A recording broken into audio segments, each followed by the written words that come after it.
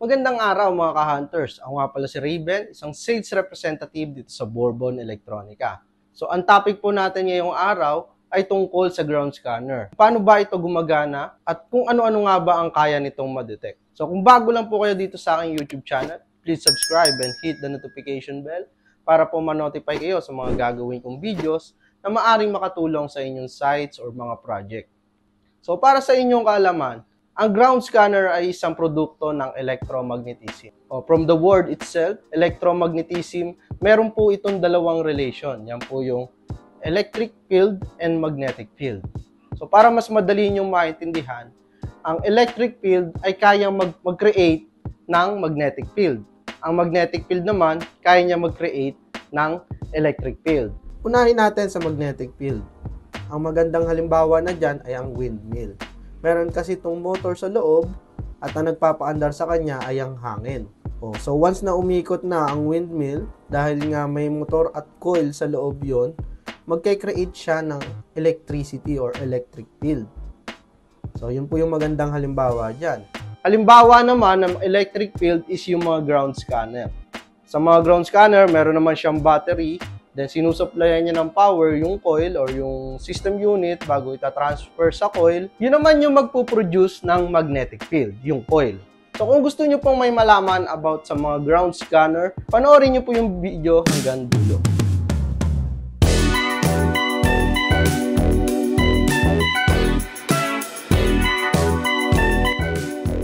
Unang-una po dyan, meron po tayong dalawang ground scanner. Yung una po is yung vertical type, tulad po ng EXP6000 natin, yung mga OKM products. Yun po yung mga vertical type, na kung saan tinututok natin sa lupa, tit, tapos ilalakad natin, tit, tit. Ganun po yung mga vertical type. Meron po yung manual and automatic na mode, kung saan ilalakad nyo doon sa nasukat nyong lupa. Tapos, meron naman po tayong long-range ground scanner na kung saan kahit malayuan ay kaya niya. So, yun po yung dalawa nating ground scanner. Pero meron po itong advantage and disadvantage sa isa't isa. So, ano-ano nga ba yan? Yan po yung di-discuss natin. So, unahin po natin sa mga vertical type na ground scanner tulad ni EXP series. So, sa EXP series kasi, ang advantage po dyan, kaya mong ma-pinpoint yung area mo or yung mismong target mo. Kasi nga, susukatin mo na mismo yung mismong target mo. Halimbawa, 5 meters by 5 meters. 5 meters width, 5 meters length. So, sa loob ng 5 meters na yun yung dinedetect mo. Yun ang kagandahan doon. Alam mo na kung doon sa 5 meters na yun ay may target. Yun po yung advantage niya. Ang disadvantage po niya, yung mga vertical type, ang mahirap po siya i-scan sa mga slope area. Kasi maaaring magbago yung mga scan mo pag may pa-slope na area. So talagang tatabasin mo yung mga damo or lupa or tatanggalin mo talaga yung mga nasa paligid niya bago ka mag-perform ng scan. Yun po yung disadvantage niya. So isunod po natin yung long-range ground scanner. Ano ba yung advantage ng long-range ground scanner dito sa mga vertical ground scanner natin? So, yung mga long-range ground scanner, ang kagandahan dito, kahit hindi mo na matabasin yung mga damo, yung mga slope area, or yung mga bato na nasa paligid, ay pwede ka nang mag-ground scan kahit malayo. Pwede itong umabot hanggang 1,000 meter. Pero syempre, hindi natin minamaximize yung mga ganong layo kasi mahirap nang basahin. Ang advantage niya is, kahit nakatayo ka lang dito, then nandun yung target mo, no need mo na itabas yun. Makakapag-scan ka. Ang disadvantage niya lang, dito sa mga ground scanner na vertical type, is mahirap i-pinpoint yung mismong area. Although meron siyang LiDAR na kaya mong may distance yung target sa mismong spot na pinagtayuan mo at mula doon sa target na na-detect mo dito sa mga long-range ground scanner, makikita mo siya pero hindi po agad ganong ka-pinpoint. Kasi nga, long range siya, tapos hindi mo naman sinukat yung area. Yun po yung mga disadvantage niya sa mga vertical type ground scanner. Pero maganda po ito sa, halimbawa, isang hektarya yung lupa nyo. Wala kang ka-idea doon sa lupa nyo, tapos puro madaming damo, madaming bato na nakakalat sa paligid. Kaya mo mag-survey, kumbaga. May isa-survey mo yung area mo nang hindi na nagtatabas. Then once na may tinamaan kang target doon, saka mo lang tatabasin yung area. So, yung kalimitan, pinagsasanib nila yung dalawang yan. Yung vertical ground scanner saka yung mga long range ground scanner, which is maganda naman po. Pero mas maganda pa rin po na ang pagsanibin is yung, kumbaga pag-combine is ground scanner, GPR, and metal detector. So pumunta naman tayo sa kung ano ba ang nade-detect ng mga ground scanner. Ano ba ang kaya nitong ma-detect? So from the word ground, ang dinedetect po talaga nito ay ang ground or yung earth. Ang earth po kasi ay may sariling magnetic field. So, yun po yung sinusukat natin sa mga ground scanner. Nga lang, as a treasure hunter, ang hinahanap po natin is yung mga metals. So, yung mga metals, cavities, yung mga tunnels, mineralization, nade-detect po yan. Kasi, pero ang tawag po dyan ay anomalies. Anomalies kasi nakakagulo sila sa Earth magnetic field.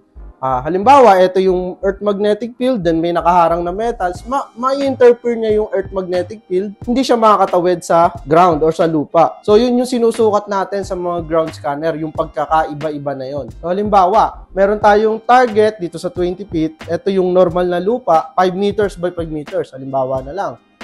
So, nasa gitna yung target. Ngayon, pag-detect mo dito, normal, normal, normal, normal. Pag-detect mo naman dito, normal, normal, biglang meron target, normal, normal.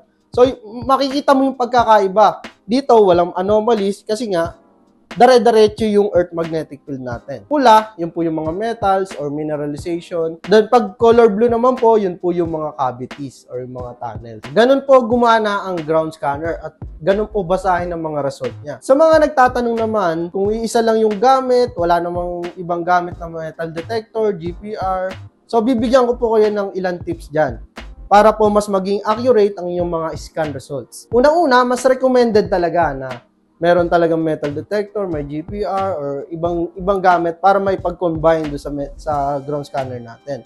Pero ito po ang number 1 tips na ibibigay ko sa inyo. Ang number 1 tips ko sa inyo is yung be relaxed. Don't panic. Yan.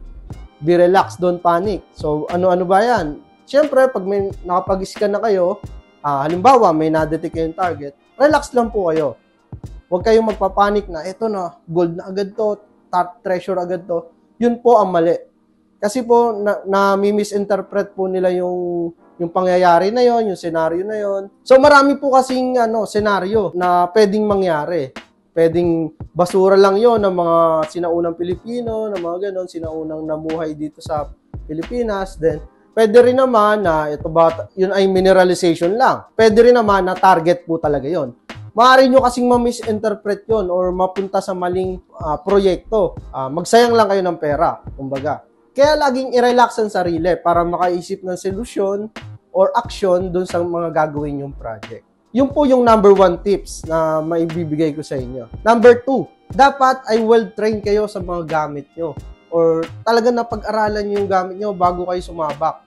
O kumbaga sa military, kakatrain nyo lang ba, tapos sumabak agad kayo sa gera, maaaring may masamang mangyari sa inyo dun sa gera. Kasi nga, hindi kayo well-trained dun sa position na binigay sa inyo or kaya sa pag-treasure naman, hindi kayo well-trained dun sa mga gamit nyo. So, yun po yung number 2 tips ko sa inyo. Number 3, ito po yung pinaka-importante pag kayo po ay nag-scan. Huwag po kayong mag-base sa isang scan lamang. Yan po ang pinaka-importante. Bakit po? So, halimbawa, operation nyo ngayon. Trained naman po, pero hindi pa naman siya ganun kagalingan dun sa gamit. Nag-scan tayo. Then, pagka-scan natin, may nakita tayong target. So, nawala na agad tayo sa focus. Nawala na tayo, hindi na natin na-relax yung sarili natin. Ang mangyayari kasi niyan, mapapako na kayo sa isang scan na yon. Doon na kayo magbe-base sa buong operation nyo. Then hanggang sa lumalim na kayo ng lumalim, naubusan na ng finance, napakamali pong decision nun. Yun po yung pinaka-importante sa lahat.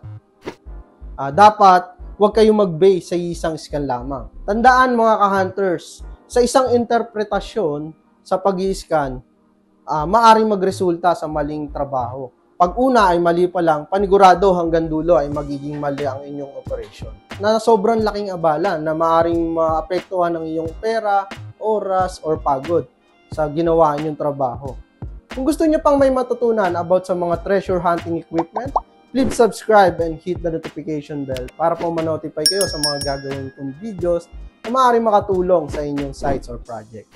So kung gusto niyo po mag-visit dito sa aming store, tawagan nyo lang po yung mga number na nakalagay sa screen para po mapa-schedule ko po kayo. So ako nga pala si Raven, isang sales representative dito sa Bourbon Electronica.